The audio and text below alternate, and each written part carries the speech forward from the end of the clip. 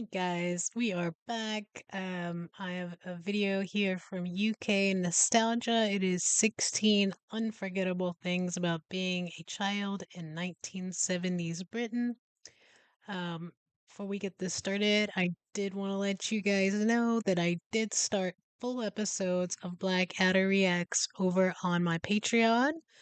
You can find the link for that in the description here or on my just my regular YouTube page.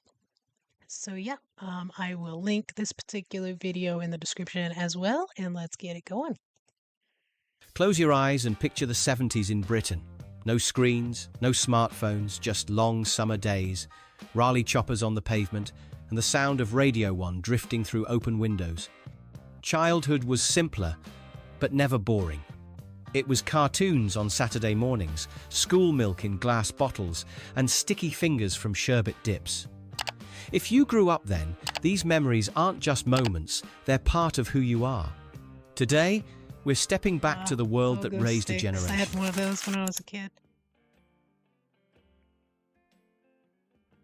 Before streaming queues and endless channels, every British child knew one show you couldn't miss: Blue Peter. It wasn't just television, it was a ritual. When that trumpet theme played, the living room fell silent. Blue Peter wasn't flashy. It was warm and endlessly curious. You learned to make things from washing up bottles, discovered pets with personalities bigger than some presenters, and even watched time capsules buried for the future. And the badges, oh, those badges! Owning one was like a medal of honor. For kids in the 70s, Blue Peter wasn't background noise. It was the voice that told us we could try, create, and belong.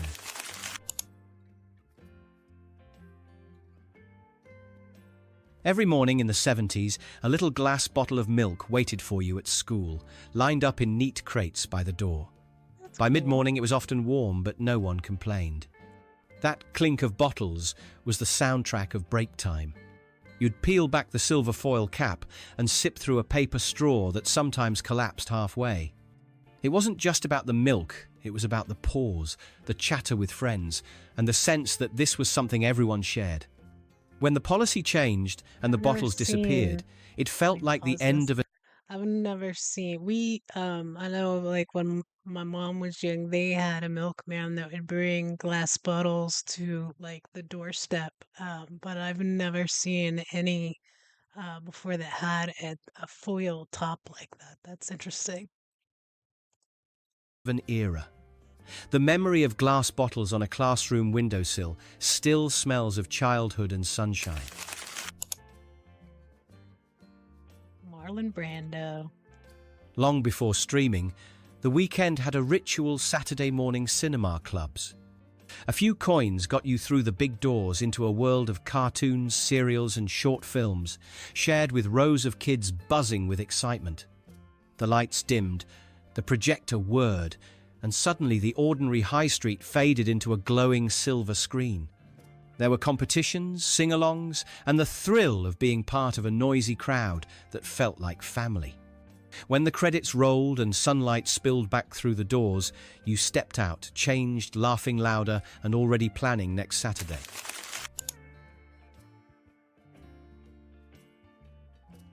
In the 70s, the school run didn't involve cars or parents standing guard. You walked rain or shine, scarf flapping, satchel swinging at your side. The pavement became a familiar path of chatter and shortcuts. There was freedom in those journeys, a little stretch of the day that belonged entirely to you. No mobile phones, just the rhythm of shoes on concrete and knowing which friends would join you along the way. Those walks taught more than road safety. They taught confidence and the quiet thrill of responsibility. My mom's one of eight, well, nine. There's a half sibling, but I remember one of my aunts talking about them walking to school, and I mean, kindergarten age, walking by themselves. It's just unthinkable today. Unthinkable. Like, there are so many things that I see with my son that he doesn't do or struggles to do, and it's just like, things that I know that I was doing, probably much younger than him, and I'm just like, there's no way on earth that he could manage that. Oh, we've come a long way, but I feel like we've lost a little bit too. Before playlists lived on screens, music had weight. You held it in your hands, sliding a vinyl from its sleeve, fingertips brushing glossy paper as the artwork stared back at you. Albums weren't just collections of songs, they were journeys. You listened from start to finish because lifting the needle felt almost disrespectful. Lyrics came from printed sleeves, covers became posters, and friends argued over who had the best sound. Even today, the memory lingers, the smell of cardboard sleeves, the hum before the first note, and that satisfying crackle. Even today, the memory lingers, the smell of cardboard sleeves, the hum before the first note, and that satisfying stack of records leaning against the wall. I feel like vinyl stuff has come back though. I I know there's like a lot of current artists that still release stuff on vinyl. I have several cousins, some of which are younger than I am, that have like a vinyl collection, and like my uncle still has like a record room. So I think these have really kind of made a big comeback in the last probably 10 years. Vinyl didn't just play music, it made you fall in love with it. Code sites Uh, smarter with fewer ran plugins and more ads. Sorry, control guys. on Wix Skip Studio. it as soon as we can. There we go. In the 70s, nothing matched the thrill of tearing open a Panini packet. That crinkle of I didn't foil, realize that the smell of Panini had fresh been around ink, this and the long. hope of finding your missing player were electric, a moment that made your heart race every We still, every once in a while, we'll get Panini cards. Like American football ones were big. Uh, or at least I am. I'm a big American football fan. Go Panthers! But we still get these cards every once in a while. And last time we were at the stadium for a game, or actually, we went to Fan Fest this year. So the before the season really got started, we went and picked up like a pack of cards in the team shop. They just had all Panthers players, so that in the event we come across one, we can get one signed. time. Playgrounds became buzzing markets where swaps ruled. Doubles were gold, trades sealed with handshakes, and finishing your album felt like winning a trophy everyone dreamed of. It wasn't just collecting, it was belonging to something big. Those albums stayed long after the season ended, pages worn with pride. Even now, one Panini logo can bring all those Saturdays rushing back, along with the sound of coins clattering on shop counters and the pure joy of childhood victories.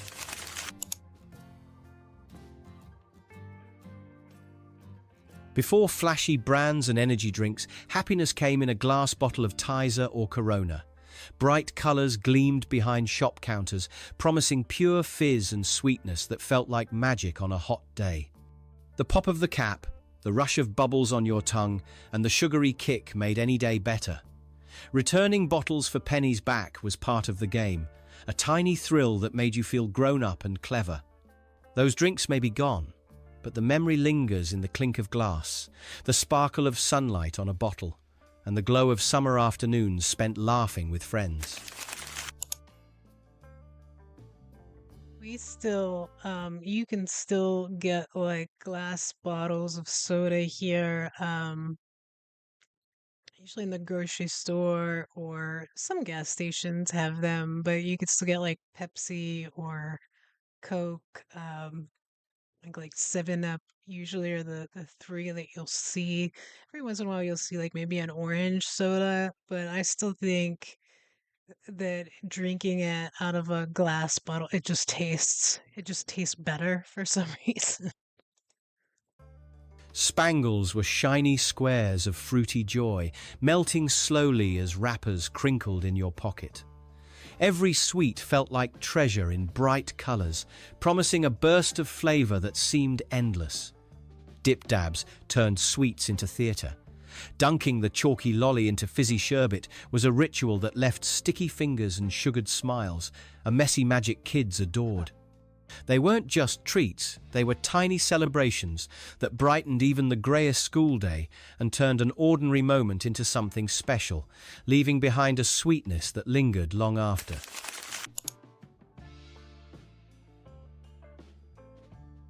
Six weeks stretched endlessly, filled with sunlight and open skies. Mornings began with toast and a dash outside before anyone could stop you. The day felt like a canvas, and you had all the colours. Streets turned into playgrounds, fields into football pitches, and hours vanished in games that needed nothing but imagination. Even boredom felt like freedom, because it belonged only to you. By evening, you came home grass-stained and glowing, hair smelling of summer air, and stories too big to fit in words. Those holidays didn't just pass, they shaped childhood.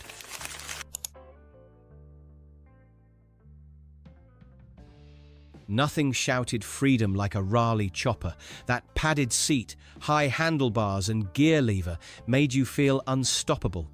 Just wheeling it out was enough to turn heads on the street. You showed it off, racing down streets and daring friends to keep up. Every skid and wheelie added to your legend, and every scrape on your knees was a badge of honor. Heavy and awkward, yes, but none of that mattered when it meant owning the coolest ride in town. The chopper wasn't just transport, it was status. On the top, like the lever. Sunday afternoons had a sound, the Top 40 countdown on Radio 1. You'd sit by the radio, finger on record, praying the DJ wouldn't talk over the intro of your favourite track. Every climb in the charts felt personal, and playground debates on Monday were fierce. Would your song reach number one or tumble out of the list completely? The hiss of the tape, the thrill of rewinding until the ribbon wore thin, those little rituals stitched music into our memories. It wasn't just listening, it was living the charts.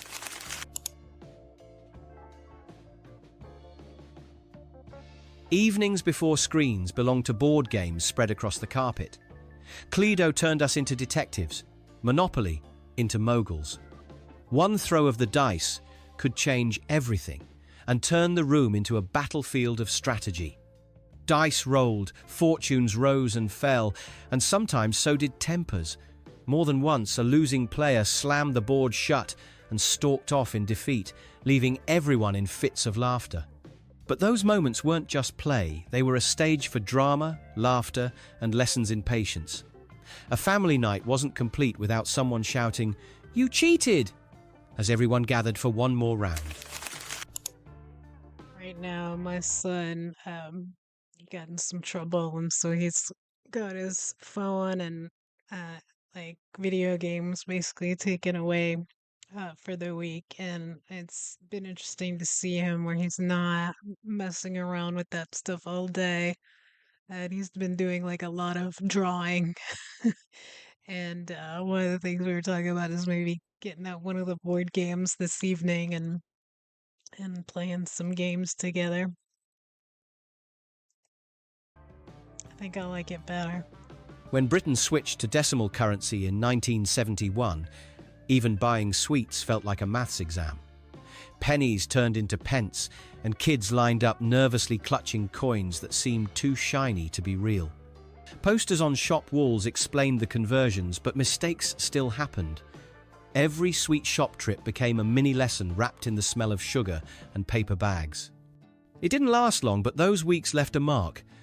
That first sherbet dip bought with new money felt like a tiny piece of history in your pocket.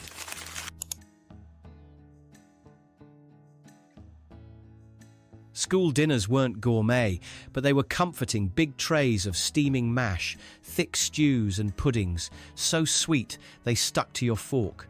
Just the smell could brighten a grey afternoon. Pink custard on sponge cake, jam roly-poly, and treacle pudding that clung like glue every bite was a warm hug in the middle of the day. Seconds, if you were lucky, felt like gold. Those meals weren't just food, they were part of the soundtrack of childhood, shared in noisy halls filled with clinking cutlery and bursts of laughter.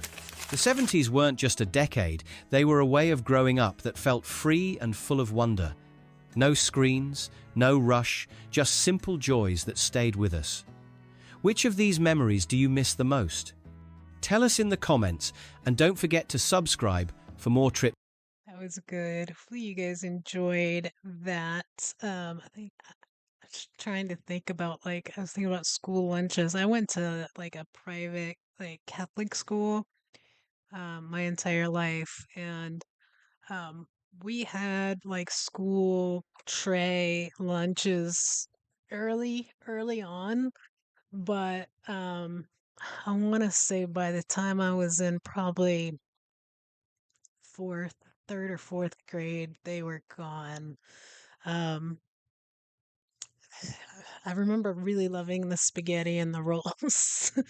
uh, but we usually would take our lunches after that, and then trying to think, like high school, we didn't really have them either, but they would do where you could kind of order in. There was like a fast food Italian option, where you could get like pastas and like everybody would order something and pay, and then they would do like a bulk order. And then we had like sandwiches that you could order in, like bagel and cream cheese and stuff like that. And then also, I think by the time you were in like maybe 10th, 11th, 12th grade, you could like kind of leave and go to, there was a gas station, a gas station like 2 or 3 blocks down that you could leave and walk to. And they had like a Pizza Hut in there, so you could go in and get Pizza Hut um, or get, just gas station food, chips or a sandwich or something like that. But um, I kind of feel like I missed out on some of these school lunches. Of course, now my son, he won't touch them. He's incredibly picky, so he's never been really big on school lunches. In the beginning, he would try stuff and like they have like pizza and stuff like that, but even that stuff he's like, "No, I'd rather bring my my lunch." And especially now where he's a vegetarian, it's forget it. So but yeah, that was super interesting. I can relate to some of that, even though this was well before my time. Um, but hopefully you guys enjoyed it. Let me know if you did in the comments, if you remember any of this stuff. Tell me what kind of like school lunches they had back then when you guys were going to school. Um, but yeah, thank you guys for watching. Like I said, I will put the link to this video as well as my Patreon in the comment. There are free videos that you can view on Patreon, or you can become a member. It's only like $4 a month. And like I said, we just started Black Adder, and then there's also a whole um, bunch of other types of videos that you can react to videos that you all can watch as well on there. But yeah, thank you guys for joining me. I hope you all have a great, great day.